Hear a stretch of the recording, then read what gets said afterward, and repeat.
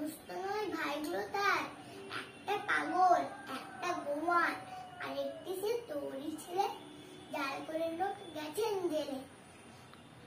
19টি তবলা বাজায়, যাত্রা দলে 5 টাকা পায়। গঙ্গারাম তো কেবল ভোগে, বিলে জ্বর আর পাণ্ডু রোগে। কিন্তু তারা উচ্চ ঘর, কংসরাজের